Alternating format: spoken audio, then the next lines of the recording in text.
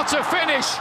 جونم کیروش، چقدر این تیم خوبه، چقدر این پسرها خوبن، چقدر داریم لذت میبریم ما. And they played with a spirit and an endeavour and a togetherness that really helped them in the tournament. And Portugal look in trouble again. Is this the moment where Patricio's off his line and it's into the side netting on the far side of their ground? It's all over. And England win on penalties. England march on for this new team, new territory.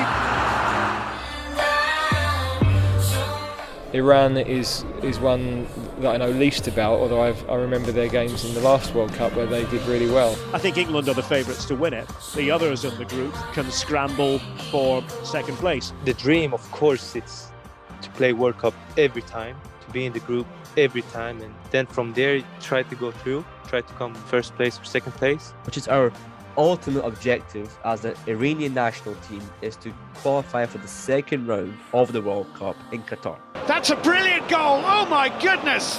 What a fabulous goal by Mehdi Taremi. When they go down 1-0, let alone 2-0, they have a hard time coming back and winning a game. England is one of the best teams in Europe. Iran, one of the best teams in Asia. So that's why we're here to play great games. They're just glossing over Iran. Only one team walks away with a trophy, and there are several good teams in it. But England think that they are one of the top 4 or 5, I think. توی دروازه گل گل برای تیم ایران یه گل تماشایی میزنن. Bicycle kick. Oh my word. 1-1. Is it Jahanbakhsh again? I think it is. داره یرسال به تیر 2 فرصت برای ایران توپی که به تیر دروازه برخورد کرده حالا گل. It might feel a little bit like an Iranian home game. یه نفوذ از سمت چپ فرصت برای سردار و توی دروازه سانتر دیگه به روی دروازه فرصت از ثابت زاده این بار توپ رو با پا برمیگردونه انصاری فرد نزدیک او شده حالا ارسالش به روی دروازه فرصت برای ایران و گل رو مهدی طارمی میزنه. Harry Kane with the chance to equal the great Bobby Charlton. He does it. He puts England in front. It's Kane for England. We go to World Cups. That first game, those first games, actually not always going according to plan. We play for the people, we play for football. As builders of joy, happiness and pride, we're going to try to do our best for Iranian support.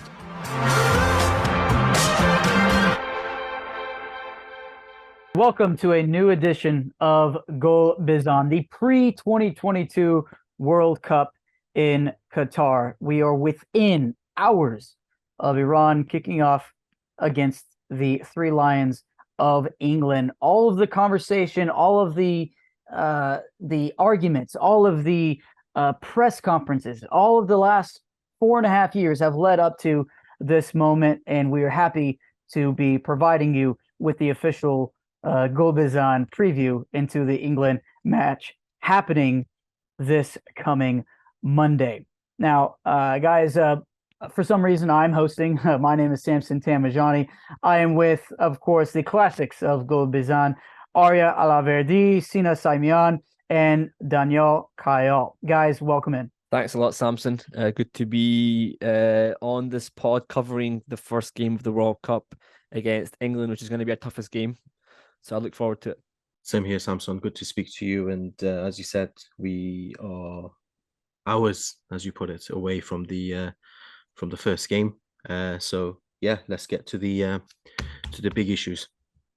Hi everyone. Yeah, quite excited, and only a few days to go, so can't wait for it. We have been extending our arms outward as well. Several of us have already been on other podcasts previewing Group B and how Iran will fare against the teams in the group, including Sina, your conversation. I believe it was with Football Ramble. Is that right? That's correct, yes. Yeah, it was a fantastic conversation. We have links to it up on our website, golbezanpodcast.com, if you'd like to see that, as well as our social media. Now, recapping what just happened in the last couple of days. If you missed it, well, we don't blame you because it was not broadcast at all. It was Iran's friendly versus Tunisia. It ended with Tunisia winning the match 2-0. Tunisia's first goal was scored by Naim Sliti.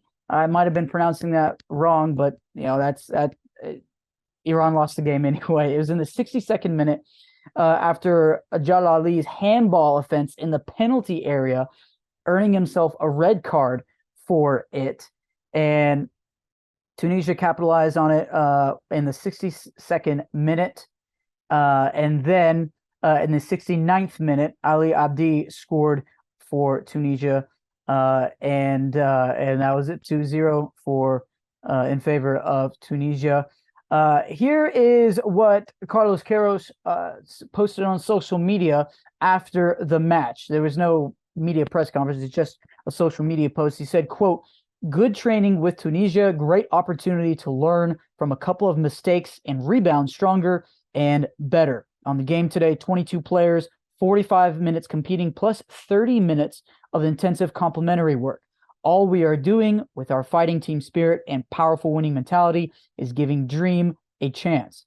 We are getting there, united and together to carry on with our duties as football professionals to bring joy, happiness, and pride to our football Iranian fans," end quote. Arya also caught up with him in Vienna about the situation of only having a few months to prepare. Also about Aliyar Sayed Manesh, the striker, not being fit for the World Cup. And we'll be able to feature that later on in our episode. Just briefly then, guys, what is our reaction? Obviously, we weren't able to see the game. It was behind closed doors. Arya, I want to start with you. What could you gather from what happened against Tunisia? Well, everyone played 45 minutes, so the entire squad got a run around, which is important, of course. You know, the Iranian league players haven't been playing for a long time. The league's been stopped for a few weeks now. Also, the Qatar league as well. So a few of the players that are playing that league has also not got a lot of game time. And you know, Sadar Osman didn't play, so that's an indicator that he might not be available for this first game against England. So you know, I think it was a run around for them. From what I heard, Queiroz insisted on playing a defensive game, not really worrying too much about the attacking aspects, because he felt that we did that in the Vienna camp.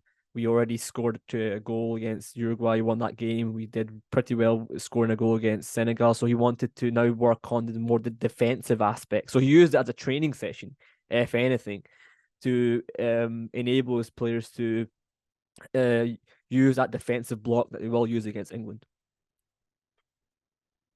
Guys, any other thoughts about this result? Not a positive result, of course, but it wasn't about results, was it? No, as you said, the results wasn't the important thing. I think Arya mentioned almost everything, and I echo everything he said.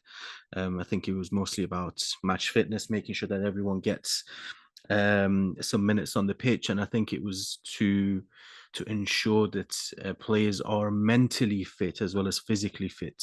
I mean, Arya mentioned about the defensive side of things. What we have to consider is that, you know, as much as you have to make sure that you have the stamina to last 90 minutes, but it's also making sure that you can maintain the concentration and focus in that period as well. So I think that was the main purpose of the game.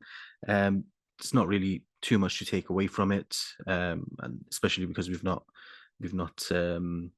seen the game or have any sort of information other than who scored the goals and the red card. Now, guys, I might need your help with this, but it wasn't the most expected starting lineup for the first 45 minutes. I believe it was Khalilzadeh getting the start as center back.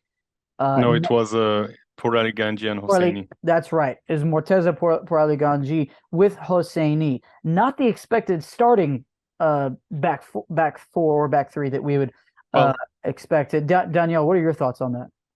Yes, I think it's difficult with Carlos Queiroz. He's not the coach to let you read his strategy before important games. So it is difficult to define the starting lineup. We know for sure that some players will start, but not all of the 11 players. And yes, actually, it was quite surprising for example, to see Hosseini play in the second half as a goalkeeper and not Abedzadeh. For a long period, Abedzadeh was the number 2 or even number 1 sometimes, some games. And Yes, we also had Cheshmi, for example, as as defensive midfield. Sorry, and this is also a new thing in Team Melli. He didn't play in the qualifier, so it could be surprising to see him start, and there is a possibility. Also, we have Ameri back as a left winger.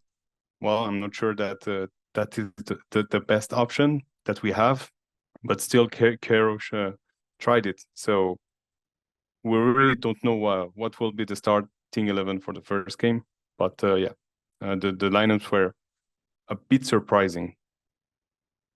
I'll go through the lineups if you want me to, Samson. The first half, it was in goals. We had Bayron Van in goals. Right back was Moharami. As we said, probably Gaji Hosseini were in the middle of defence. Mirad Mohammadi at left back. Then you had in the midfield three, Cheshmi, Izzatullahi, and Haj Safi. And then the front three were Jahan Bakhsh, Taremi, and Amiri. And in the second half, it was pretty much the other 11 players. So Hosseini in goals, Reza Yan, Kanoni, Khalilzadeh, Jalali at left back, obviously got sent off. Then the midfield three, Qudus, Karimi and Nurullahi, and then the front three, Qolizadeh, Ansari Fahad, and Torabi. So I guess that leads me into our preview of Iran versus England. It is a Monday, the 21st of November at 1 p.m.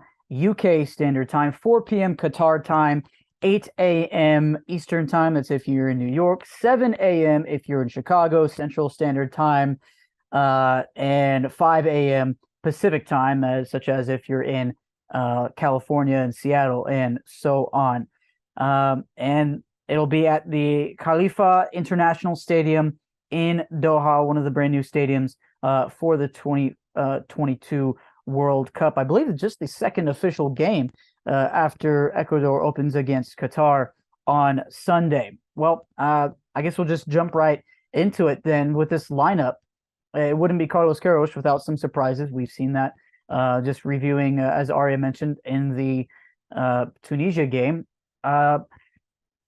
Obviously, this brings some uneasy thoughts, but I mean, no one can predict what Carlos Queiroz has ultimately for the first games of these World Cup tournaments. We are privileged enough to say we've known him for two already, and this will be his third. What should we expect? Well, I think, as I said, Sardar Osman is unlikely to start. He could play some minutes during the game at some point. I believe it's Carlos Queiroz's game. You know, it's his kind of match that he wants to make his team defend for 90 minutes, and I think he'll do that. Because obviously the priority in this game will be not to concede goals, not to give away that many chances to England. It will be quite difficult. They have very good players in the middle, and I think our weakness is that middle of the pitch, the midfield, where we lack a bit of mobility, lack a bit of speed, and a bit of that kind of hard-working tenacity that we had maybe in 2018.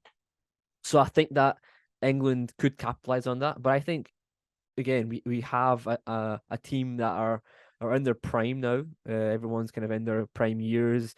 So it could be a better performance than we had in 2018 when it comes to maybe scoring goals. If we are on the attack, Taremi was still playing Qatar back in 2018. Let's not forget. Now he's playing on top of his game in Europe, in Porto. So I think England will have to defend at some points in this game. I don't think they're going to have it all their own way. They will have to defend at some points, but I think the majority of the game will be us sitting back and defending. Danielle, who are some of the guys who you would hope step up, maybe unlikely heroes? Who do you think needs to come up big for Team Melli? Well, I would say Salman Qudus. He played well against Uruguay. Actually, it was quite surprising because he wasn't playing at all or only a few minutes for his club. So I would bet that maybe he, even if he doesn't start versus England, because as Arya said, it will be a very defensive game, and we should not lie to ourselves. And I think we can have a nice performance by him. And I also think that we could see a surprise in the goalkeeper position. I don't know why, I just have this feeling. Sina, I want to know your thoughts, as well as just the fact that there have been tiny moments that make or break Iran's World Cup campaigns. 2014, it was Gouchanejad perhaps giving maybe an extra meter of space to one Lionel Messi. 2018, it was a side netting from Taremi, or against Spain, a little flick off the shin pad from Diego Costa, the winning goal for Spain.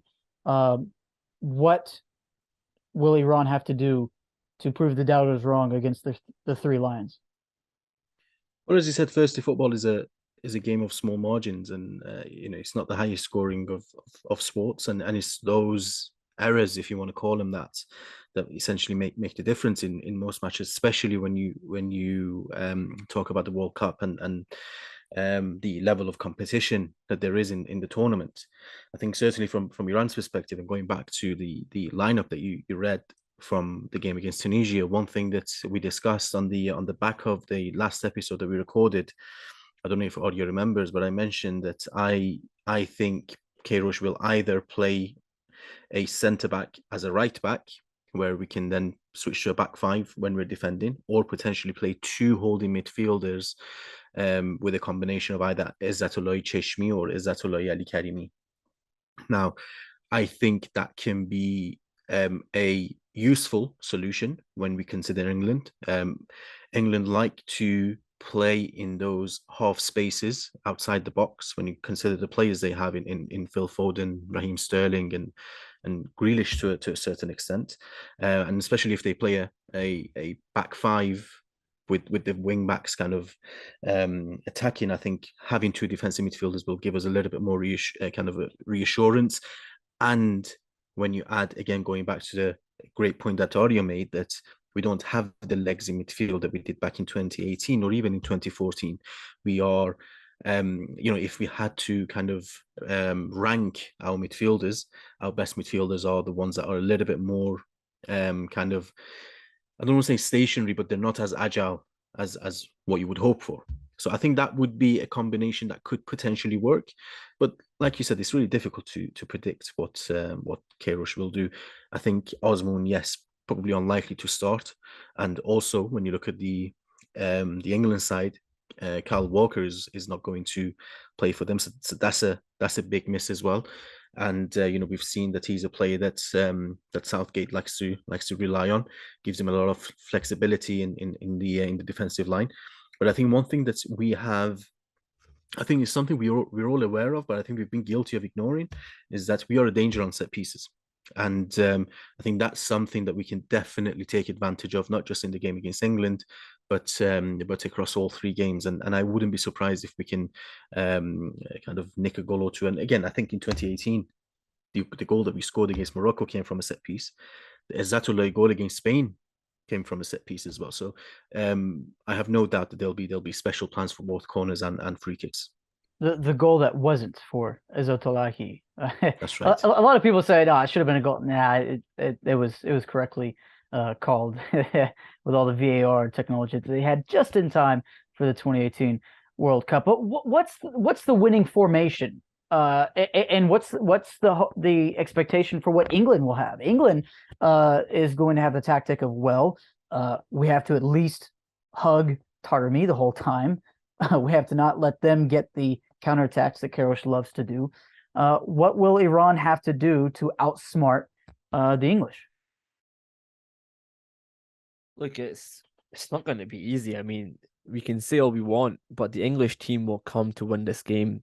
They will come. I mean, their objective is to get to the final of the competition. They got to the semi-finals last time, so their objective is to get to the final. Our objective is to get to the second round. So we're different kind of parallels right now. They are a team that have struggled since March. They've not won a game. Gareth Southgate is a coach who I think has tried to build a team. He's over the years, England's always been a team of individuals. You had likes of Lampard and Gerrard and Scholes, and they never really got on together. They were all good individuals, but they couldn't be a team. Now this team is kind of well grouped, a good and tight knit group. But whether they can they can be the team that they want to be in terms of getting the results they want to get. We shall see. I think it will be an interesting. It'll be interesting to see how England get on. On Iran's perspective, you know, they have to be, as I said, they have to be the same thing. They need to be very defensive. They need to be solid, and there will be times in the game where Iran have to create chances, and if we concede a goal, it's like the way we did against Spain, we conceded a goal and right away we got on the attack. We need to do that, and I just feel like England will be quite organized and will. I think the Spain team underestimated us a little bit that year. You know, they came into that game thinking that they would just absolutely run through us and keep the ball and score a lot of goals. I think the England team will not do that. I think they're not taking us too lightly. They are thinking, you know, this Iran team, you know, they're looking quite strong. They did really well in qualification results perspective. They did well against Uruguay. You know, we need to be a bit more cautious. So I think they will have that caution in their back of their heads. I just feel like if Iran is going to score goals, set pieces is one of the only ways. But Taremi, you know, if we can get Taremi to create some dangerous moments, I think he'll take a chance and score a goal, but you know, it's going to be very difficult for this team. But I think, sorry, I think that will be the key. Taremi is in top form right now. He's our best player. There's no doubt about that, and he needs to be given the right passes. Even if there is 3 defenders around him, he's intelligent enough to create situations, and. So, but that really will be the key. And to add something about what you said about England team, yes, they have very strong players. When you look at the squad, you say, wow, they can go in the final. But on a collective perspective, they're not there yet to prove themselves. I mean, with the players they have, they can do so much better, and still. We didn't see, maybe in the last minutes against Germany, but maybe it was just a surprise, hiding the reality of the team. They've yet to prove themselves as a team. I think firstly, going back to your first question, which is where can we win against England? Where can we give ourselves the best possible chance? I think it comes down to, for me, it comes down to 2 or 3 factors. Now, one of them is 1v1 situations, but both in the attacking sense and in the defensive sense. You pointed out the Quaresma goal in 2018, very good example, because, and I want you guys to have a think about this as well. When have you seen Iran under Queiroz having to defend 1v1? It very rarely happens, and because the defensive unit is always set up in a way where every time the ball is in a specific part of the pitch, especially into the final third, there is always 2 or 3 players around the man on the ball. Now that is where the magic happens defensively from Queiroz's perspective. On the other hand, so against England is even more important because of what Arya mentioned. Arya is absolutely right. Southgate has tried to build a team rather than relying on individuals. Yet, it's the individuals that have created those moments of magic when England have needed them, certainly in qualifications. It's not been great build-up play or great combinations straight off the training ground. It's been the kind of the players being creative and having the flair to create something and kind of win matches. So that's why that part of it is important. From an attacking side, going back to Taremi and looking at the England lineup, the absence of Walker is important, and the presence of Maguire is also important. Harry Maguire is a brilliant defender. He's always done fantastically well for England. I know everyone judges him based on how he's performed for Manchester United, which has been poor, but for England, he's always been reliable. But we still have a player here who is down on confidence, who is not on the peak of his game. And on the opposite side, from our perspective, we have Taremi, who is perfect for these sort of situations. Now, Daniel mentioned that creating situations, or Taremi creating situations for himself. I think it's the other way around. I think Queiroz needs to create situations in which Taremi is left 1v1 with either Maguire and John Stones, and the intelligence that he has on the ball and off the ball will help him, not just to score a goal, create a goal, but I genuinely believe there is a penalty to be won in this game by Taremi against Maguire. So I think 1v1 situations, whether it's defensively or attackingly, is where we can look to see where the match will be won. There is an important fact about that, is that Taremi plays up front and not as a left winger, like he's playing in Porto. Absolutely, but it would actually be some, if you think about it, I think from a theory perspective, obviously in practice it's always difficult, and I'm wondering what Arya thinks about this. But then if you have a tricky striker, you want him to have the space to run at the defender, not necessarily be caught with his back to the defender, because that's somewhat easier to defend against. So that's why I was suggesting that Queiroz needs to create these situations for Taremi where he has the 1v1 situations versus the defenders. The last point I will mention is that England did fantastically well in the last World Cup, brilliantly well. And what I'm about to say does not take away anything from their quality. This is 4 years on. But when we consider England and the performances in the last World Cup, we have to think about the fact that England also relied heavily on set pieces to get to where they did.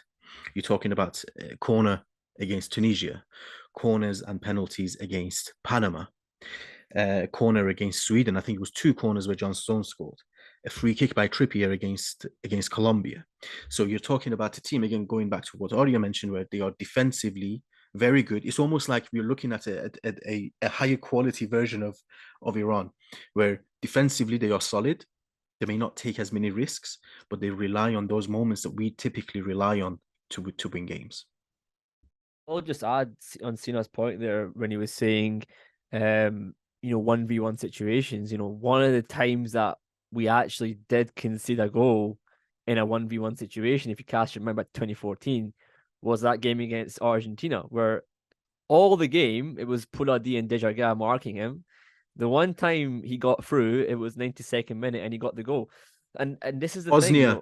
Bosnia as well. Two of the goals came from 1v1 situations. That game was just past. I think the players were just exhausted. They couldn't really handle the fitness level. But the Argentina game, they were switched on for 90 minutes and they lost a goal against a top player. But England have top players too. Harry Kane is a wonderful striker, and I think he can be in any position. He can score goals. He's got that kind of style of play. So I just feel like for this team, England are a team that have struggled against weak teams, in quotation marks. Obviously they lost to North Macedonia.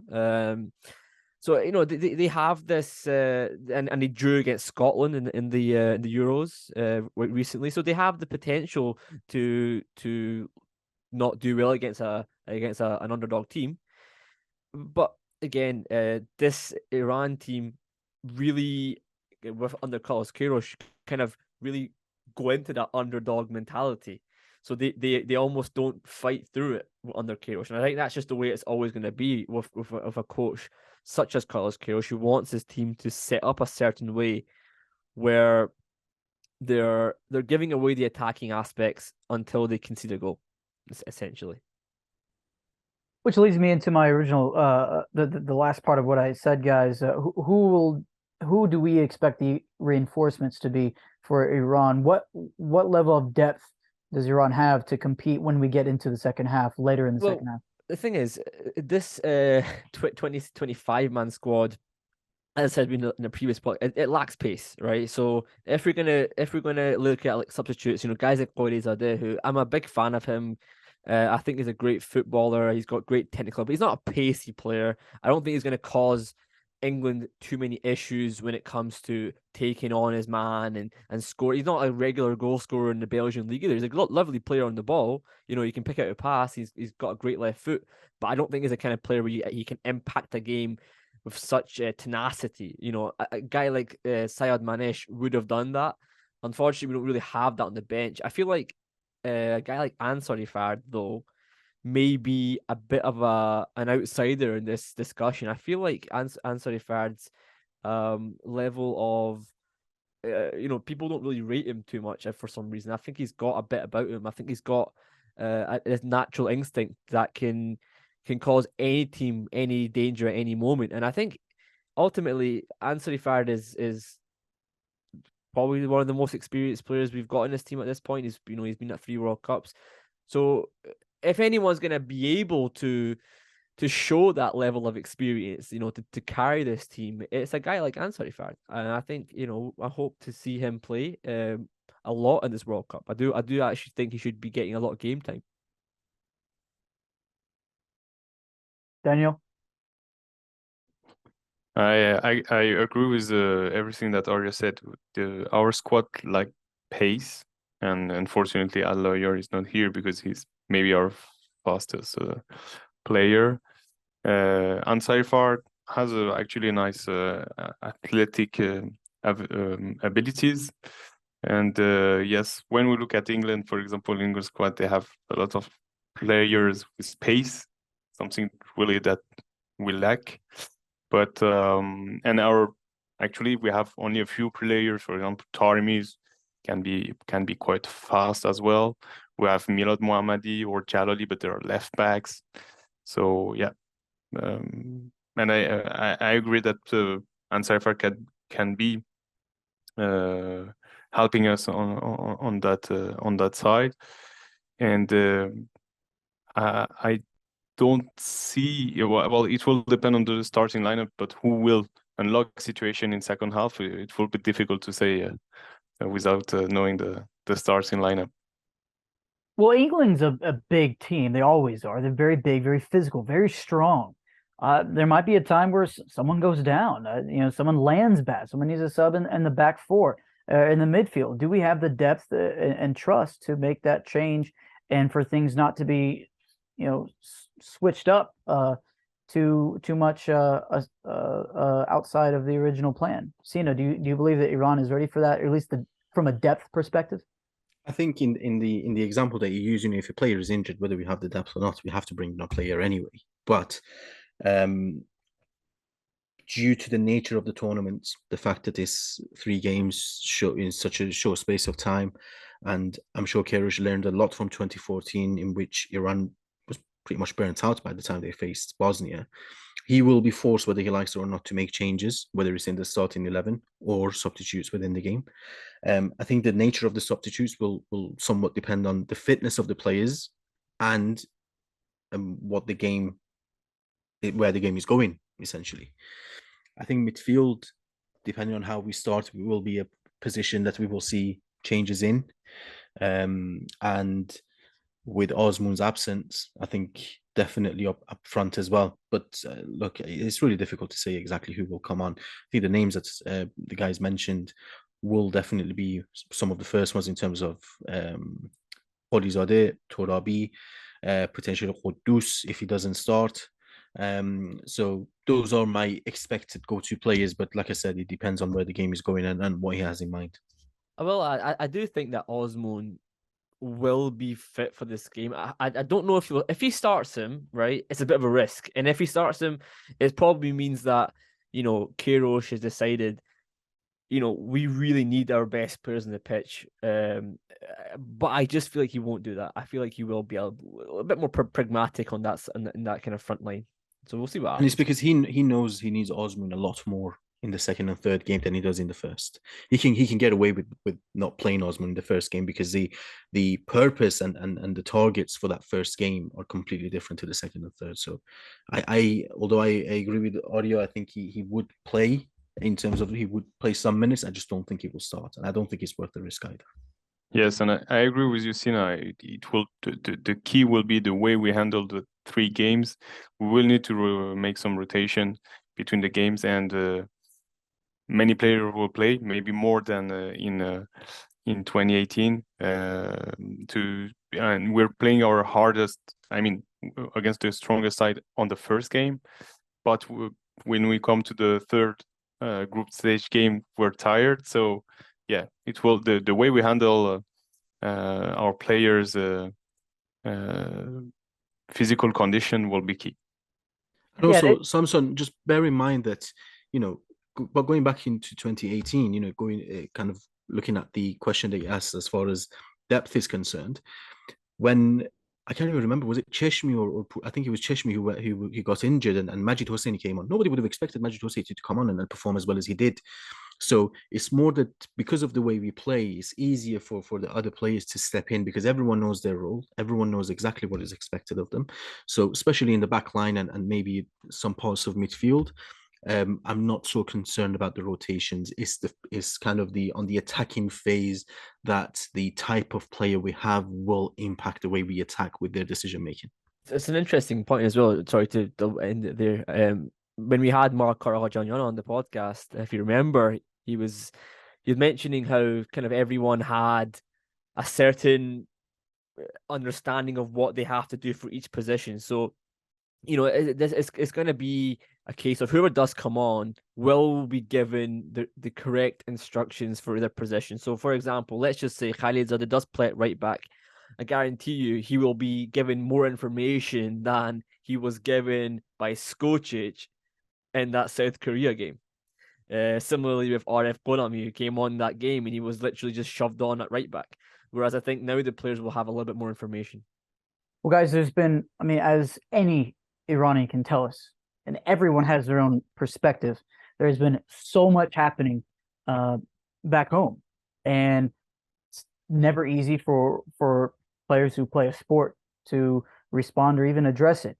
And Carlos Queiroz was involved in a clip that kind of went viral the other day, and what he was asked by a Sky Sports reporter. Here's that clip. Are you okay representing a country, Iran, in this World Cup that represses the rights of women? To which channel you work? Sky. How much you pay me to answer to that question? You are a private company, how much you pay me? Talk with your boss, and at the end of the World Cup, I can give you the answer if you make me a good offer. Thank you. You say it's an honor, I know you want. No, I'm saying to answer to that question, don't put in my mouth words that I did not say. I'm asking to your company how much you pay me to answer to that question. Okay? Okay, thanking. We have 20 minutes now, training open, please. I think you should start to think about what happened with the immigrants in England also. And think about that.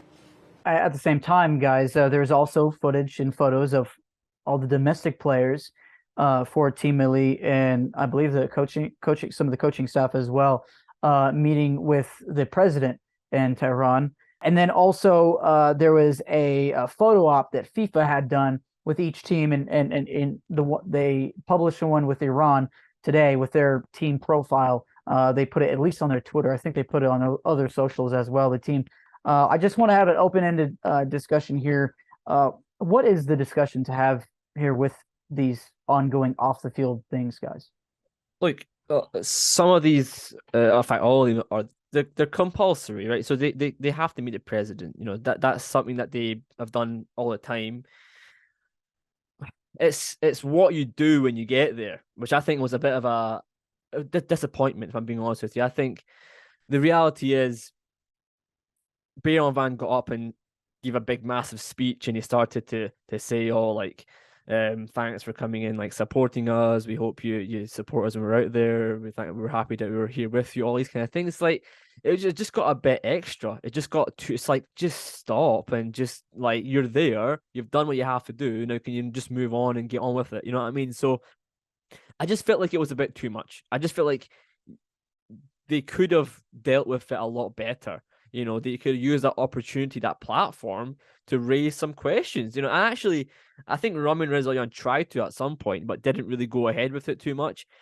So I just feel like it was a bit of a missed opportunity for the players to kind of be the voice of the people to some extent in that room.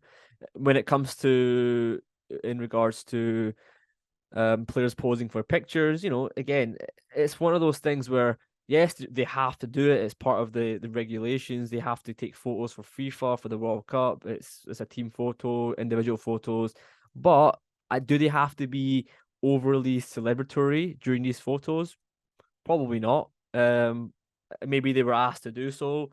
I'm sure, you know, they're adults, they can refuse it. You know, again, I'm not saying that by doing that they're not showing support for the people, what's happening in Iran. They have been. A lot of the players have been, but I just feel like, it would have been nice to, show a little bit more, just be, you're a professional, you know what's going on. Just understand that the situation you're in, the platform you have, it's gonna make people very upset, and it has done. And then with Queiroz, again, I think that Queiroz, rightly so, Sky Sports News asked him a question that was, it's going to get asked. I think rightly so, they asked him that. They're journalists; they deserve to ask questions because that's their job. He answered it with he was a little bit heated towards the end. He was saying that, why don't you look at the immigrants in England? He kind of gave a response that was a bit of a rebuttal that wasn't very necessary. It's always going to be a lose-lose situation when you get asked that kind of question. I think for that, and also you could tell that you got a little bit angry towards it, and that's also upset some people as well. Maybe they felt like he didn't give a good enough answer in that press conference. And I think ultimately these things that are happening are not helping the national team, for sure. They're not helping helping the players, and I feel like things are going to get more and more it's just going to be more difficult as the days go on near the World Cup. Yeah, I agree that the situation is quite difficult right now for the players. They have a lot of pressure to handle. We all know that the situation is very hard in Iran, and but all the subjects that we're talking about and everyone is talking about when thinking about Team Melli are unfortunately, on my opinion, not related to football, not related to what will happen during 90 minutes in every game. And actually, even when there's no problem, everyone is nowadays focusing on the players' hairstyle or private life or what they're doing on social networks, and less about football. But I know the situation is difficult. They're representing, they're playing for the people of Iran, and everyone has expectation. But sometimes I like to put myself before them and at their place, and just ask myself what would I have done if I was in their situation. Of course, they handled a few situations not in the best way they did, but as Arya said, sometimes it's a lose-lose situation, and I think all eyes will be on the first game, just to see what will happen. I don't have expectation personally. I know that it's difficult because it's the World Cup. It's something happening every 4 years. You're not sure to be qualified to it. It's the biggest event in football, and we have, for the first time, a better chance to go to the next round. So it is difficult to focus on it, and I think it's very difficult for the players. And about the Carlos Queiroz answer to Sky Sport, I think he's trying to protect them from this situation and to let them concentrate and focus on difficult tasks that they have on a sporting side. But of course, we cannot turn around from the hard situation we have. And look, we don't want to tell anyone how to think about this. Anyway, everyone is entitled to their own reaction to this. We also know that this isn't anything new. There has long been controversy with Team Melli, political things getting involved. Just look at all past World Cups that Iran has been a part of. They have met with the president. One of us brought up pictures of Ali Karimi and the other players meeting with Ahmadinejad back in 2006. I want to just make a point to that. Again, that's a different era, a different time. I feel like I totally agree, and I've been sent photos and people have said yes, 100%. Previous national teams have met with the president, and as I said, it's a compulsory thing to do. But I just feel like in this moment in time, there's things where you can do what you've been asked to do, but you also the things where I think take a little bit of ownership and understand the position you're in. These players are all celebrities, no doubt about it. So they have a social responsibility, and they have to, in my opinion, and this is just my opinion, footballers have to address wider issues. That's something that they have to do. They're in a position of very good power. You know, they've got massive followings on social media. You know, players even a player like Mehdi Hosseini, who got called up by Skocic, who plays in Messeraf St. John. You know, he's got 100,000 followers on Instagram. You know, these players are massively followed, so they have a social responsibility. So meeting the president and giving speeches, you know, I think use your platform the right way. That's all I have to say about that. There is a misconception that football and politics are separate. That's not the case. You can look throughout history in different countries, different continents, whether rightly or wrongly, football and politics are mixed. And often organization and bodies that want to keep it separate have some kind of a benefit from it. The main example being FIFA. Now, I don't think football as a whole has a responsibility to lead a movement. But football does have, I think, responsibility to acknowledge a cause, acknowledge a movement, a fight. And I think that's the situation that we are currently in. Now, I cannot imagine the difficult situation that the players are in terms of the pressure. And I think we have to have a fair and a balanced argument when it comes to what they should or shouldn't do. I don't think footballers have to kind of be extremely vocal, go out of their way, but if they do want to speak up, they should be encouraged to do so. And I think that that's where the difference is. You know, rather than forcing them to speak up, they need to be encouraged to, if they want to do so. Now, the photo shoot is, I think, very insensitive, extremely bad taste, a lack of awareness as a whole, because there is also a difference of being active in your support, but also avoiding getting into these situations to begin with. And I can guarantee you, if there was a real leader in that dressing room, like a Masud Shojai, like a Javad Nekunam, or even further back, you go Ali Karimi, Ali Dai, I can guarantee you those pictures wouldn't have come out. As I think it was Arya that mentioned, yes, there is a compulsory or whatever it may be from FIFA for the pictures to take place, but in the manner that it has, I think it's in extremely bad taste. And what we also have to understand is that at the moment, I speak for myself. If I am able to at times separate football from the politics in the current climate, it's because I'm sitting in a very privileged position to be able to do so. And we need to acknowledge that. We need to acknowledge that if there are campaigns for the national team to be banned from the World Cup, if there is pressure from people within Iran or even outside on the players to be more vocal, even if we don't agree, we have to understand where those frustrations are coming from. We have a responsibility to understand those frustrations. And I think once we begin to listen to each other and see the reasoning behind what we say, that's when we can come together and really unite.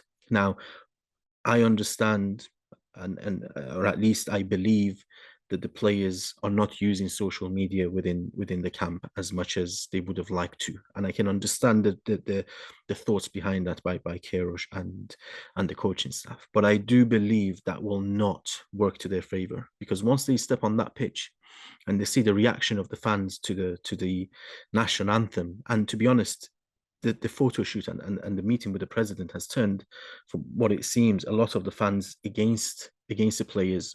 Maybe wrongly to a certain extent. I think there is a bit of an overreaction too.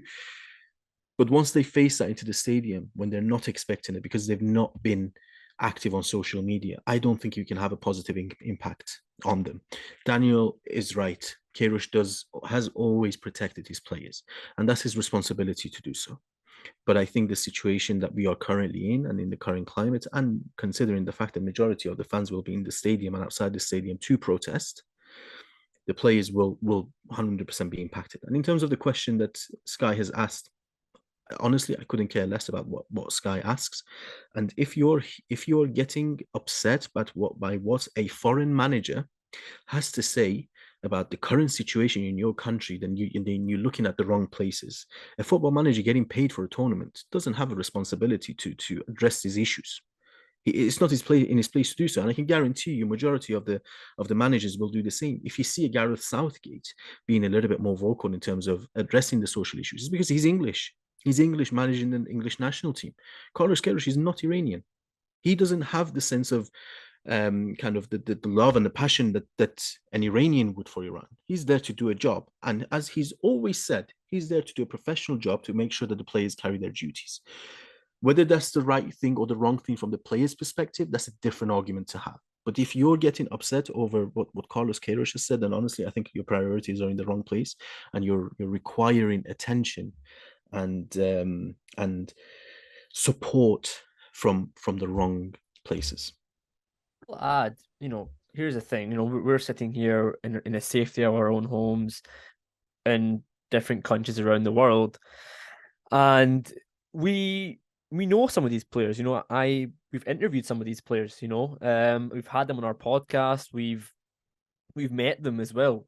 So we know that these players are definitely, without a shadow of a doubt, under a lot of pressure. Now, back to the football. Is that going to impact them on the pitch? We've been asked this question so many times, by the way. Is it going to impact them on the pitch? Is it going to make them play badly? I actually don't know the answer to that. All I can say is I know for a fact that in Qatar there's going to be a lot of protests. There's going to be a lot of people potentially even booing the national team in these matches, to that extent. So I am quite intrigued to see how these players react. Personally speaking, again, that's Sina's point, I do believe that if you're coaching or playing for this national team, you have a responsibility to address issues happening in the country. Now, yes, Carlos Queiroz is Portuguese, but he's in a position where he's a leader of the national team of Iran. So it's one of those things where it's very lose-lose. He gets asked it, he's going to have to give an answer that's going to be in the side of his players, and immediately people are going to be very upset with him. Now, for the majority, that happened, from what I can see. We shall see what happens going forward. If he gets asked that question again, which he probably will do, I wouldn't put it past the journalist to ask that question again. It's how he reacts to that question again.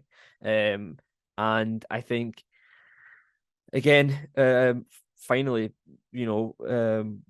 by the end of this tournament, we shall see how the general reaction to this national team is. What will they do? Will they do something during the match? Will they do something during the national anthem? Will they do something after the match? Again, it's all to be seen, and it's going to be intriguing.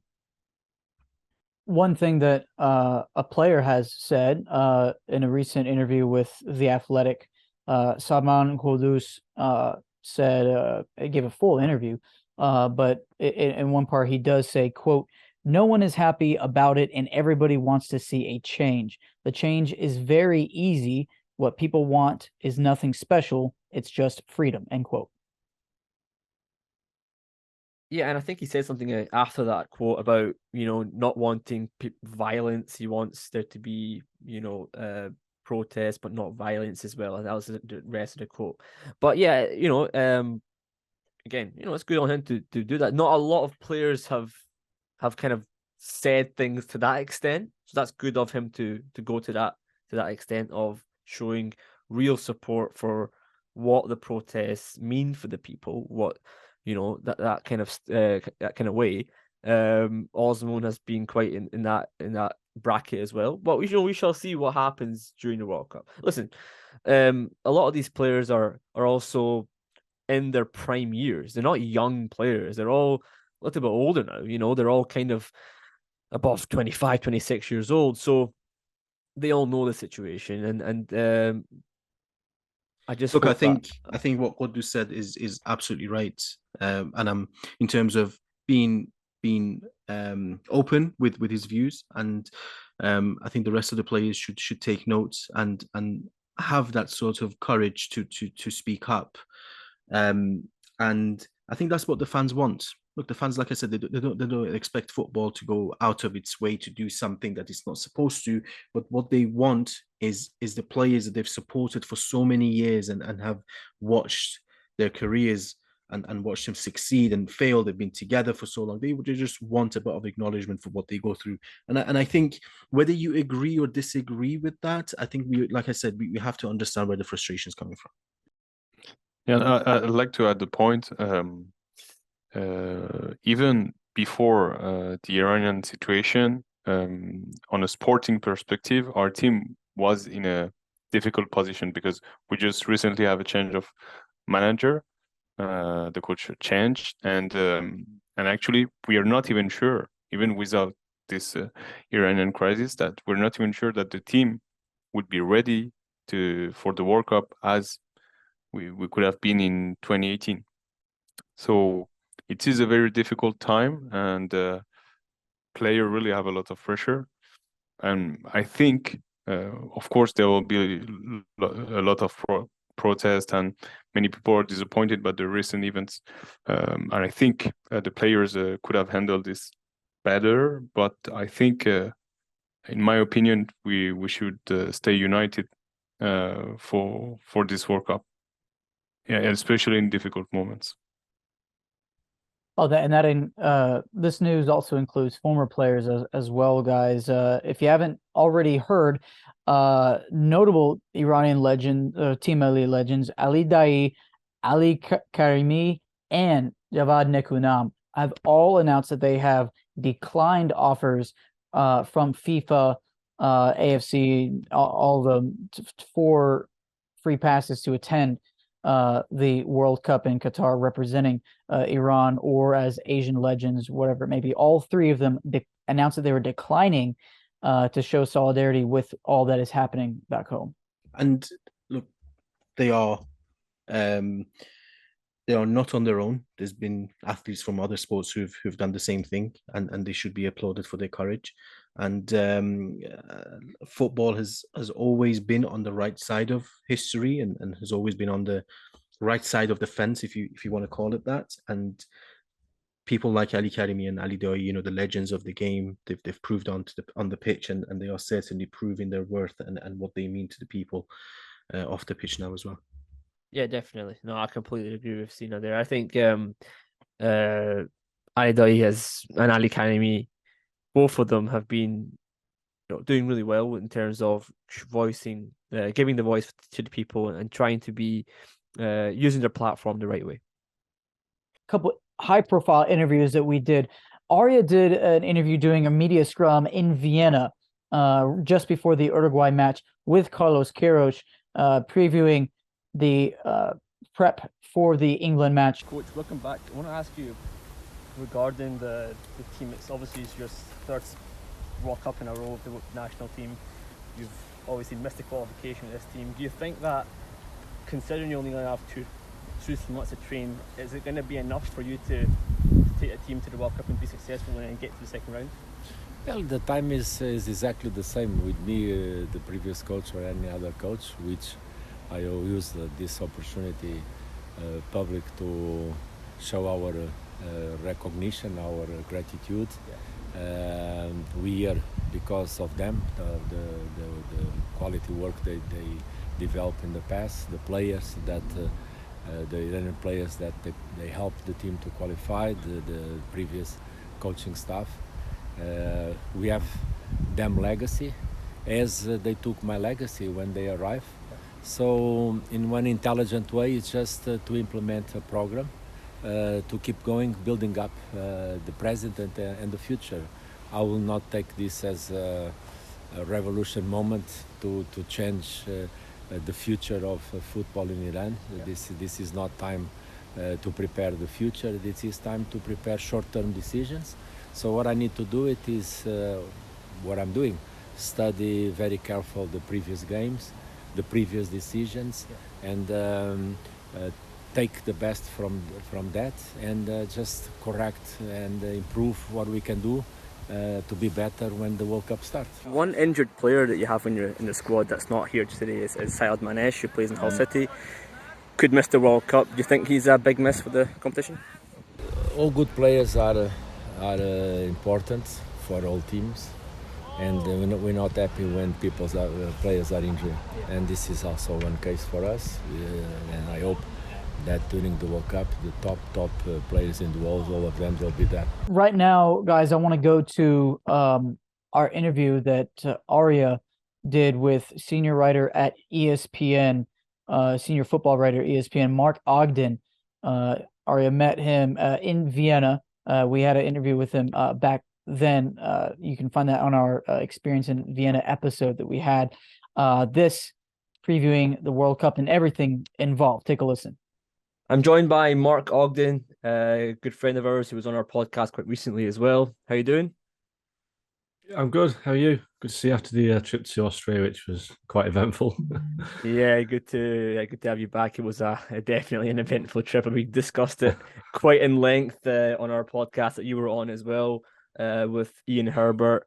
But yeah, just to obviously a refresher for those who didn't listen to that podcast, can you give us a little bit about yourself and the work that you do for ESPN? Yeah, so my title at ESPN is senior writer, football basically. So I've been in the business for quite a while. I used to work at the Daily Telegraph covering Man United, Man City, moved to the Independent, and I've been at ESPN for the last 6 years covering the big games of the Premier League, Champions League, World Cups, Euros, so and do a bit of offbeat stuff as well, which meant I went to Austria to watch Iran against Uruguay when I suppose a lot of my colleagues were watching the England games. I was watching Iran, so try and do things a bit different, bit kind of off the beaten track sometimes, and hence the Iran game. Yeah, absolutely. That's brilliant. I mean, I do appreciate that you posted that article on your website as well about the interview with Gareth Southgate. Appreciate that. Give us a little bit about the squad for the English national team. What kind of surprises are there in there, and how do you think they'll do with this called up team? Well, obviously, Southgate wanted a 23-man squad. He wasn't keen on going to 26. He wanted a small squad as possible, but he had to pick 26. Obviously, FIFA stuck with that number. I think there's an element of COVID in that as well, just to make sure that teams don't get hit too hard. So it gave him the ability to pick a couple of players that he probably wouldn't have picked. People like Marcus Rashford, I guess, are on the fringe of the squad because he's been up and down at United now for maybe 18 months. He's had a decent season this year, but he still misses more than he scores. So I think Rashford is probably lucky to get in there. I think James Maddison had a great season at Leicester, but again, he's a player that Southgate's overlooked for a long time. And I was surprised that Maddison made it. I thought that he deserved to be in, but because Southgate's such a conservative coach, that I think it's unlikely that Maddison's going to play a big role at the World Cup because he would have to change the way England play to accommodate him. He's a guy that's got one cap, and Southgate hasn't really given him much game time in the past. So I wonder whether he's benefited from the 26-man squad in the sense that it's given Southgate that opportunity to pick a couple of wild cards and also give Southgate a bit of cover as well, because if it all goes wrong and he hadn't picked James Maddison in the squad, that would have been accused. That would have been held against him. So he's picked him, and he's there to do a job if needs be. But I think generally, England's squad, few injuries. Obviously Reece James is a big loss. Ben Chilwell. I don't think they're particularly strong at centre half. I think in midfield they've got some great young players in Declan Rice and Jude Bellingham, but they lack a Luka Modric and Marco Verratti, the sort of players that have basically accounted for England in the last two major tournaments. So it's the same old England, really. Got good players going forward, Harry Kane, Raheem Sterling, Bukayo Saka, but can't keep the ball in midfield against a very good team. And defensively, I do worry about them against top quality opposition. So obviously, with it being England, everyone in England expects them to do really well, and people talk about England winning it. They were semi-finalists in Russia, finalists at Euro 2020. So the natural progression would be to win the World Cup. But I just think England are a bit short of that. But there's no outstanding team in the tournament, so you never know. But I do think that there are better teams there than England. So I'd imagine quarterfinals is the best it can do. In mentioning the defense and mentioning top quality opposition, you watched that game against Uruguay for Iran, and you saw how we were able to win that game, but also the goal we scored. Taremi scored that goal, and obviously he's playing really well in Champions League and in the Portuguese league. Do you think that could be an issue for the English defence? I think the biggest issue that Iran will pose England is, well, the two issues. I think that they're going to be really well organised. Carlos Queiroz will have a game plan, and he'll try and frustrate England and make it very difficult. And the one thing that really impressed me against Uruguay was how Iran were able to stand up to the physical side of the game. Uruguay are a really tough team. I mean, they're one of the toughest teams in the world, and Iran were more physical and tougher than Uruguay. So I'd imagine from the very first kickoff, Iran will get stuck into England, and it'll be interesting to see how the England players cope, because it'll be a very physical game. It's going to be hot. It's one of the early games, I think, as well on Monday. And I think that there will be a sense of complacency with the England squad, because England as a nation, football nation, and players have been brought up with this complacency. England are one of the greatest teams in the world. Iran, we should be beating Iran. Iran. But Iran are ranked 20th in the world, probably the highest ranked team in Asia. Very proud nation, very strong football pedigree. And it's basically a home World Cup game for Iran. So I think there's a lot of factors there that could make it very difficult for England. And yes, they've got players that are playing at the top level of the Champions League. Porto top their group in the Champions League group stages. So, Porto plays in the Bundesliga, plays in England. This would be a very tough game for England. I do think that England should win, but Iran are capable of frustrating England and getting a result out of this. I'm not saying that Iran can win, but I think Iran can certainly get a draw out of this game. And looking at this England team as a whole as well, obviously, as you mentioned, there are some injuries. I think Reece James, in my opinion, is a big miss for England. Now, England's always been that kind of team that you always start slow, but kind of, well, in recent times anyway, it started slow and done well towards the end of the big tournaments. Do you think that's going to happen again, or do you think that these things only happen because maybe it's lack of experience, and maybe now they have more experience, that won't happen? What's the reasoning behind that, do you think? I think in the past, certainly at the World Cup in 2018, they had a very soft group. I think Tunisia and Panama in the group. It gave them a chance to get on a roll, basically. And I think that's what happened. And I think, in the Euros as well, they earned a slow win against Croatia, drew against Scotland. So they can be frustrated, England. I think that this is it. There's so much pressure, and I do feel sorry for the England players at times. There's so much pressure and expectancy on the players. It's crazy, really, the hype that surrounds the England team. And it'll be the same on Monday against Iran. And it'll be the same in every game in the group, the USA and the Wales games, because England are playing teams that, for some reason, England are expected not just to beat, but to annihilate almost. And it's not like that anymore in the world game. And I think there'll be a sense of mystery as well about Iran, because, when they're playing the US and they're playing Wales, the England players will know who they're up against. They'll know their opposite number. They'll know pretty much everybody they're up against. You could probably ask the whole of the England squad, and I bet they couldn't name 3 Iranian players. And that is a weakness. That'll count against them, because things like set pieces, what a player's like with pace, which way does he go? They won't have a knowledge of the Iranian players beyond what Gareth Southgate and his coaches have put on the DVDs. So I do think this is a really difficult game for England, certainly as an opening game, because of the pressure that's on, their opponents they're facing, going to the unknown, and they're actually a good team. So, and they've got a very good coach who knows how to, frustrate teams. We've seen in previous World Cups under Queiroz with Iran that they don't win many games, but they either draw games or lose them very narrowly. So I think it's going to be the same again.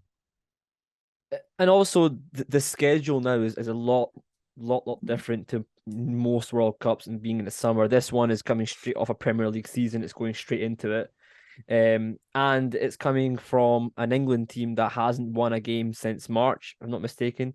Do you think that these factors are going to be something that Gareth Southgate can cope with, or is it going to be something that maybe in a couple of years' time we look back and we say, maybe these are issues that FIFA didn't take into account for bigger teams, for example? Yeah, I think Southgate can handle this. I think he's very methodical. He's very strategic. He will know how to deal with this, but you can't hide the fact that a lot of players will be tired. From the start of the season, the big players in the Premier League have played 2 games a week.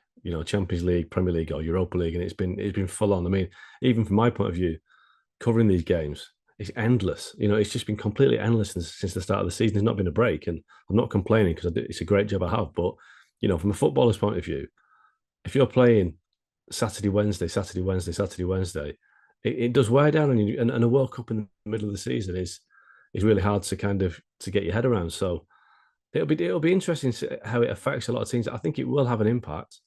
You know, the players will be going at different levels of fitness. They'll be carrying knocks. They don't have the usual like 3 or 4 week preparation time, chance to get over injuries, chance to acclimatise.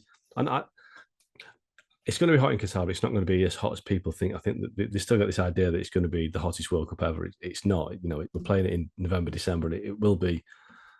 It's not going to be as hot as it was in Brazil at times and places like that. But you know, going from a Premier League games in November on a cold Tuesday night to playing at 30 degrees in Qatar, and like I say, playing against Iran in the midday heat almost.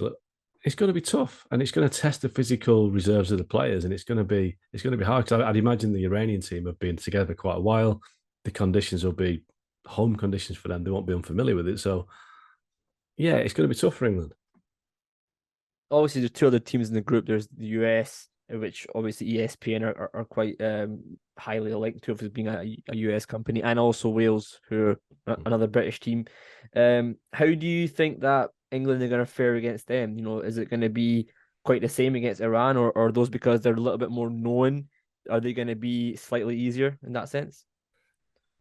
You know, on paper, England should win all 3 games quite easily, shouldn't they? Because they've got such a depth of quality in that squad that they should. But each of their opponents will be so motivated against England because of different historical reasons, different political reasons. So Iran, first time they ever played England, it's a huge game.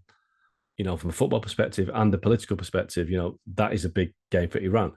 The USA, again, they will probably feel they're often like mocked by the English football public, the media, because it's the USA and they call it soccer and it's not really their game. So they've got a point to prove as well.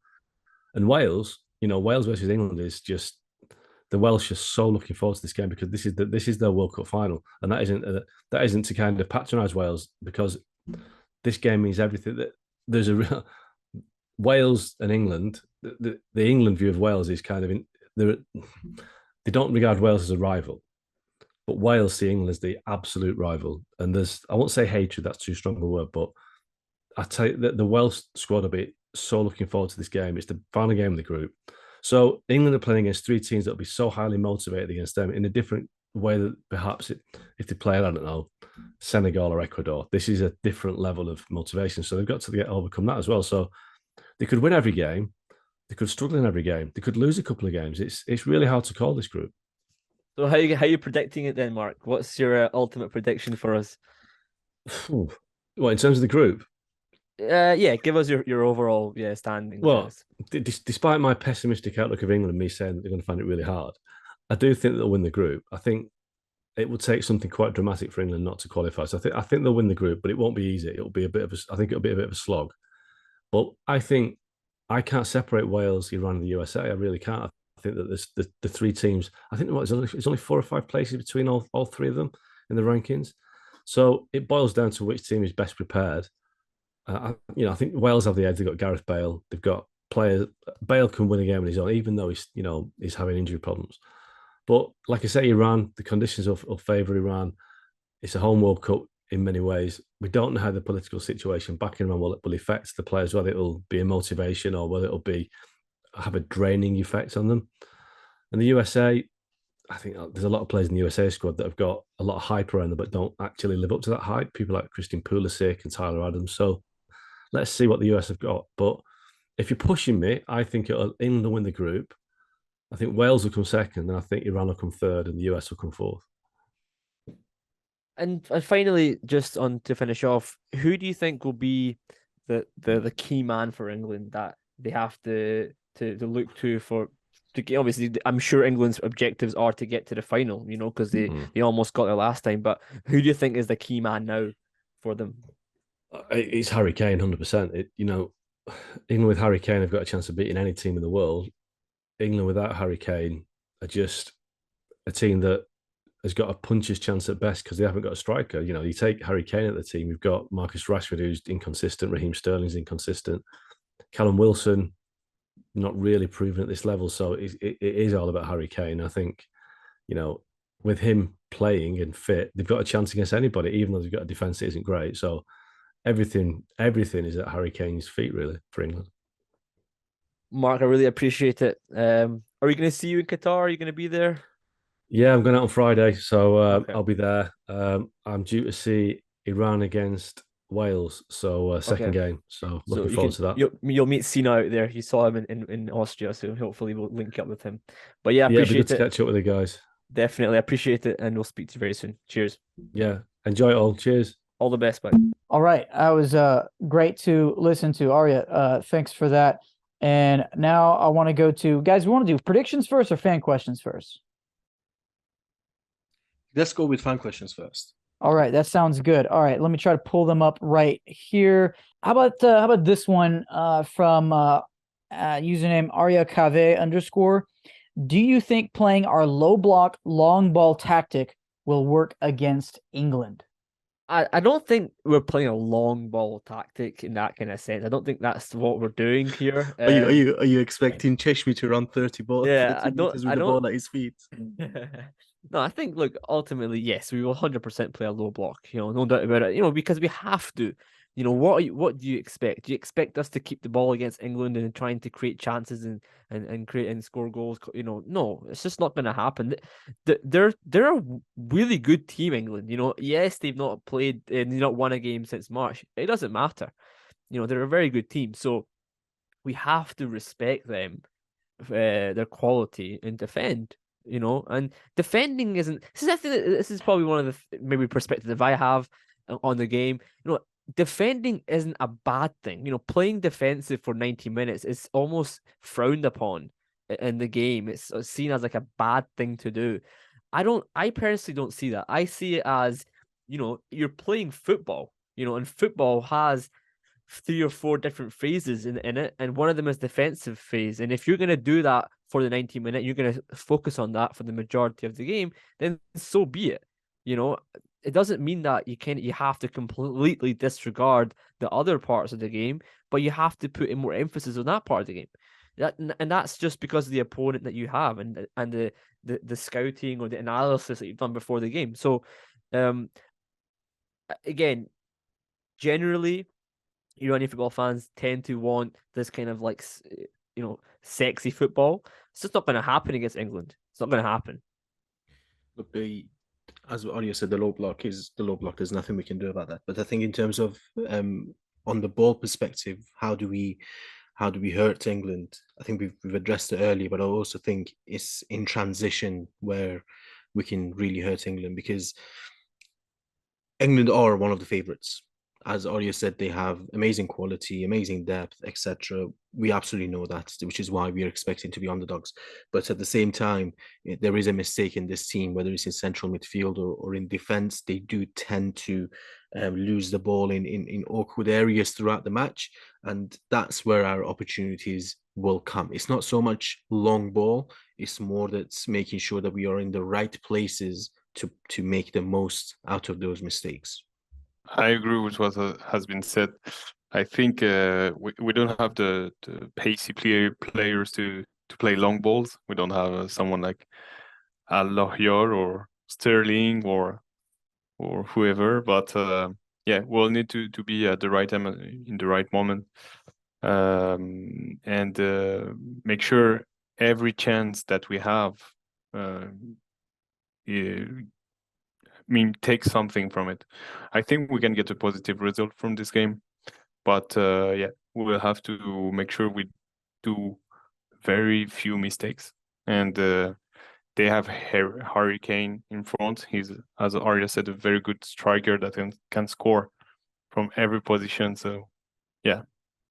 And they also have a Sterling. You mentioned we don't have him, but they do. Guys, a combination of several different questions we got. One from Ariana F. Khami, also from Patrick Tagdir, and another from _Mantine125, all pretty much asking something similar. Do you expect Sardar to get any playing time for this game? Do you expect him to start? Do we expect him and Tarmi to play together? I would be pleasantly surprised if he starts, because that means he can last more than a half, so he's ahead of his kind of match fitness. But I think if he does play any part, it will be off the bench when we need a goal, or if we need him off the bench, essentially, depending on how the game goes. But I don't think he will start. Yeah, I agree with Sina. I think maybe if we need a goal, he will play at the last 15 minutes or like last 20 minutes. But if we don't need a goal, and if we handle the game well, a draw, sorry, it would be a nice result for us. So maybe it's not even necessary. Maybe it wouldn't be necessary to bring him in. Bit of a lightning round, guys. At Conscious Flesh on Twitter asks, what is England's biggest weakness that Iran could exploit Monday? Real quick, guys. Harry Maguire. That's a bit of an automatic choice, huh?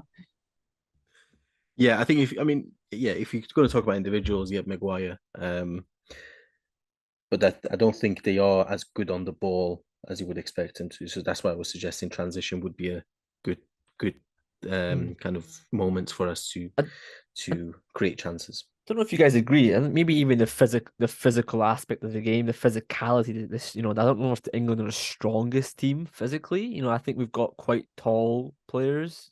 Don't know what you agree, Sina. No, you're shaking your head there. No, but it depends on what aspect of the game are you talking about. You're talking about set pieces, or yeah, in those games where it's close quarters. I think. Generally speaking, one thing that Southgate has been very good at is learning from other sports. Like I know he was very obsessed with American football and basketball to a certain extent for the purpose of set pieces. And I think what he focuses on is finding space in such a kind of a tight area. And if you master that, you don't necessarily need strong or tall players, because it's with the movement of the other players where you can create that, and it's the delivery. I also think within the game, I know where you're coming from. I think we'll have more fight, but I wouldn't call them physically weaker. I think actually from the top teams that we could come across from a fitness perspective, they're probably one of the better teams out there. I agree with Sina. They're all playing in the Premier League. They're all at the top level on a physical perspective, and actually they have the ability to play 90 minutes at the top level. So, yes. Also, like in terms of the preparation, what we've had this time compared to 2018 team that we had was unbelievably fit. I mean, they were in fantastic shape. I just wonder, with the schedule and the lack of maybe preparation that we've had, will that play a part in our physical conditioning? We shall see. I think it definitely will in some games. US are also a very fit team as well, so I think it's going to be a good. It's a question mark on this World Cup.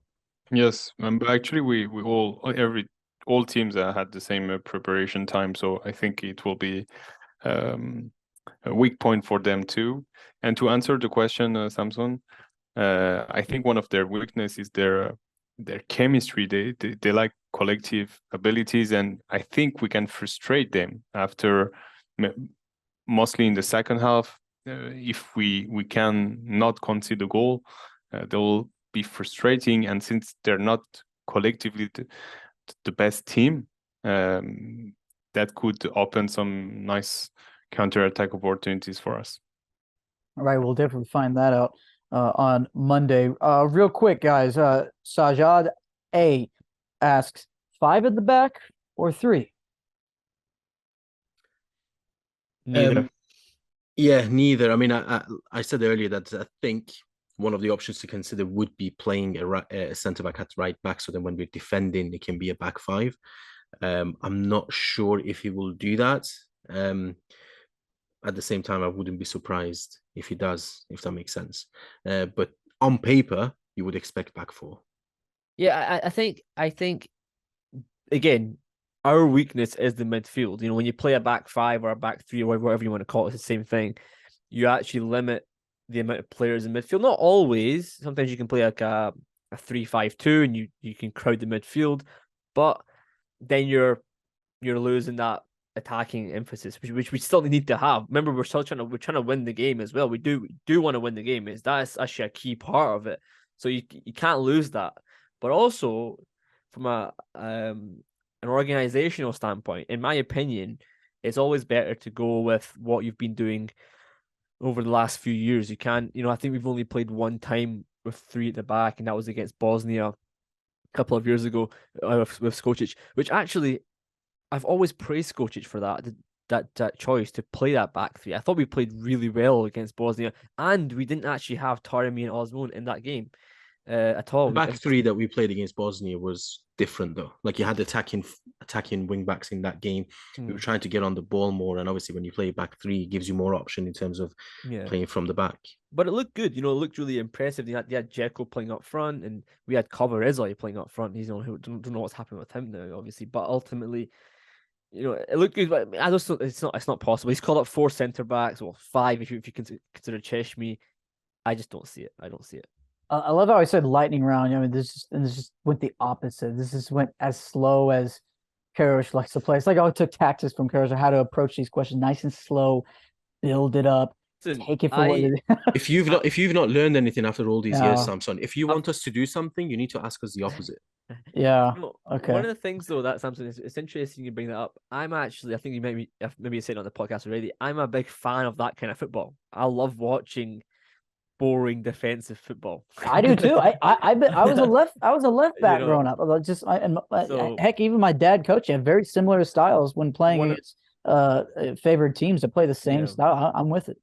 One of my Daniel is looking at you with disgust. Look at him. One of my favorite games, and I still love it, is our Argentina match. That Argentina match was such a great game. It's a tactically perfect game. We approached that game with the way you should approach a game against Argentina.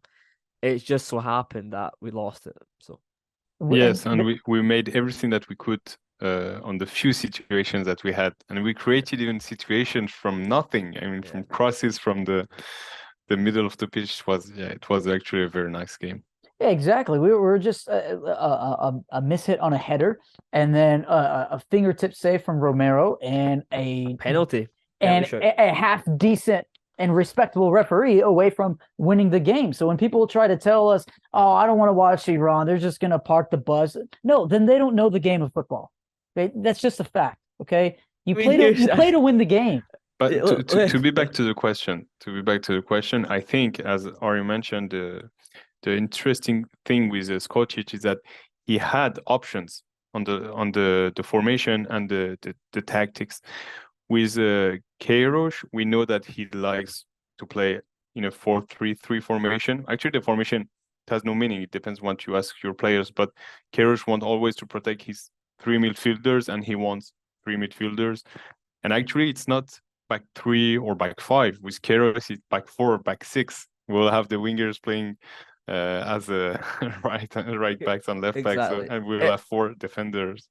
It will be a back central defenders. It will be a back 5 during the game at some point for sure. So, and actually, if he plays Cheshmi can come up deeper as a center back. I mean, every lineups can be reformed in another way. Okay, now moving into the kind of a mix of fan question and prediction, but it is prediction time. Before we get to what we think this match will be, we did get a couple of questions. One from @17 or 19 on Twitter, the other from actually both from 17 or 19. Good questions. First prediction or question. What do you think will happen between USA and Wales, guys? I've got Wales. Well, that was such a quick answer. Hopefully a draw, but I've got Wales as well. No, I think it will be a draw. I've got 2. I'm just gonna go ahead and say 2-1 Wales. Arya? No, Wales. I think Wales are gonna beat them. I don't rate the US team. I'm gonna be honest. I don't rate them at all. Samson, you're the US expert here. Yeah, I will say. I was studying the USA Morocco friendly earlier, and just it frustrates me because on one hand, and I did grow up rooting a lot for the US, albeit much more when Klinsmann was the coach. I felt like I could actually learn something when I was watching him coach the team. But it just goes to show that it's just so inconsistent. You don't know if their chemistry is going to be at 97% or 42%. You just don't know. I mean, they just annihilated that Morocco team in that summer friendly. And then they go and play, say, in their last friendly against Saudi Arabia, and it's just completely laid an egg against like the B minus C plus team of Saudi Arabia. It was awful. I was watching paint dry. It was similar to our performance against Algeria. So yeah, I mean, not what you will. We had a different manager for that game, but I will say US will be more encouraged. They'll be much more inspired for this game. Whether that translates to chemistry or not, I don't know. I think Wales has a lot more coming into this match, so I would just go on a whim and say Wales 2-1. I don't know, late win or something like that. On that note, guys, official prediction before the first games: who we think gets first and second in Group B. First, okay, Sina, you go. Yeah, he's got his microphone on. I hate predictions. England first because they're the favourites. Iran second. I agree with you now. Iran will be the second.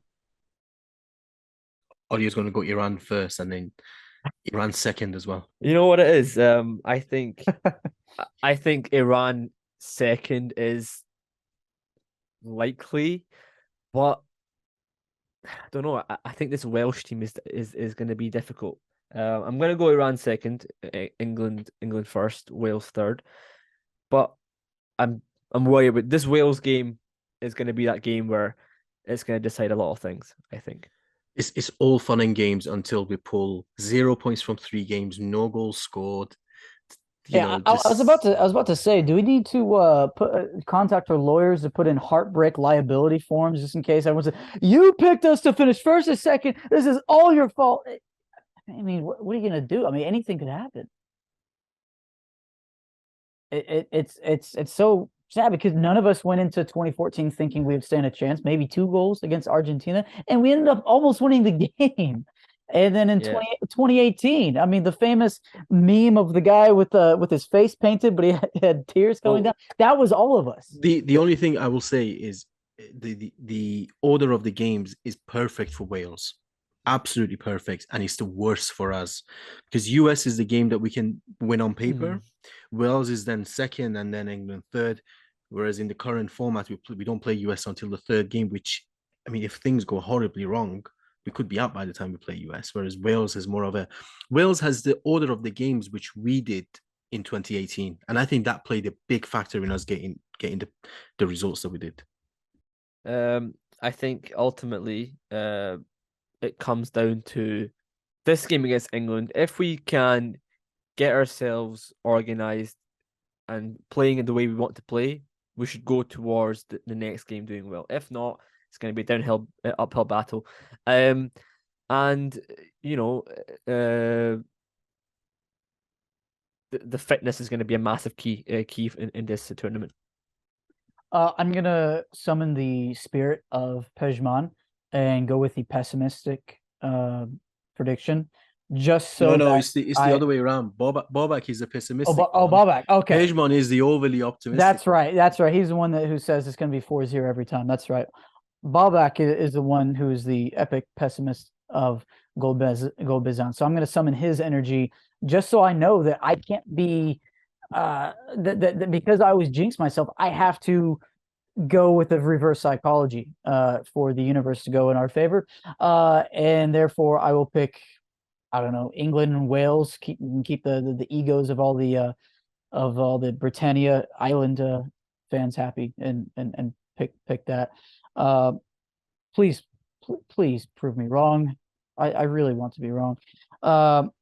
As for this game, guys, England versus Iran. What's your score? 0-0. Beautiful. That's the most perfect result in Queiroz' book. Yeah. You win. Daniel wins today, guys. I think we lose the game. I think we lose the game with 1-0. And I think, unfortunately, it's going to be one of those heartbreaking goals where it happens in the part of the game where we've done so well, but unfortunately, you know what would make that worse is we've slated Harry Maguire for the past hour. Harry Maguire header, with the injury with the added time header from a corner. Yes. Perfect. Yeah, I just think that our midfield, I just don't know. Like, for me, Phil Foden, I can't see us handling a player like his quality that easily. I really hope I'm proven wrong, but he's going to be difficult to handle for sure. We played against Portugal. They had wonderful players at that time, and they still have, and still we managed to get a draw. So I believe in our chances. And if you do the maths, a 0-0 will be a Carlos Queiroz result. Samson, you are the kind of the replacement for Pejman in the current episode. Sorry, for Bobak, and Daniel does the same thing for Pejman. That's what we need. We need perfect balance. That's what we need. Yeah. No, I'm just hoping. I'm just hoping for a 0-0. I want Iran to go viral for all the right reasons. I want everyone to say how boring we are, how it was awful. It was like watching a wall for 90 minutes, and it was 0-0. That would make my day. That's what I'm rooting for. Anything else, guys? You have the last word, Samson. Well, I want to dedicate the last words to telling our listeners to please, if you have not already, subscribe to us on YouTube. We're nearing 1,000. We'd like to hit that mark. For our own selfish reasons and because we're trying to bring you the best content possible. We're putting as much as possible on everything you can think of: Spotify, Google Podcasts, iTunes Podcasts, Telegram, Instagram, Twitter, Facebook, the whole 9 yards. We are there, and we are welcoming anyone to tune in to what we'll have, as well as a special announcement. I don't know if we wanted, if Arya wants to talk about this, but Arya, you did get a cool deal with. Go in, shall we? Yeah. Daniel will be commentating for TSN, England's game, the Canadian broadcaster for the World Cup. I will be doing the Wales broadcast, and Daniel will be doing the America one as well. So it will be in Farsi. So if you're in Canada and you're wanting to have your Farsi or Persian commentary on, you will hear the voices of Gol Bezan for those games. Favorite in Persian. So favorite Persian with the flavor of Scotland, the flavor of France. Yeah. You can't get more beautiful than that. Yeah. Bien sûr. I personally can't wait for that. So, but of course, I'm not going to say anything. I'm not going to say anything in Scottish. I don't have any vocabulary. Haggis.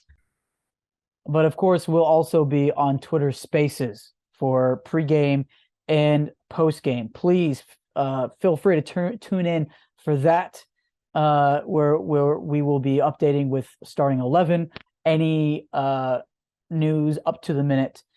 News that we're getting from Qatar. We will absolutely be updating you on our social medias for that, and on Twitter Spaces for that. Anything I missed, guys? Arya, all good? All right. Well, that being said, we look forward to hearing from you guys. Feel free to subscribe. Make sure you set the notifications on.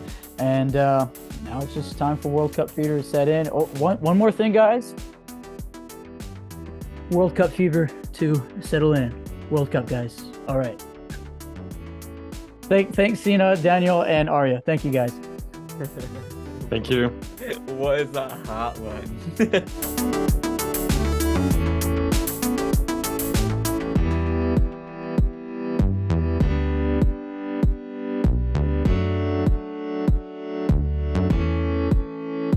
Hello, my name is Arya Allahverdi Daniel Kayal. You're listening to Bezan podcast.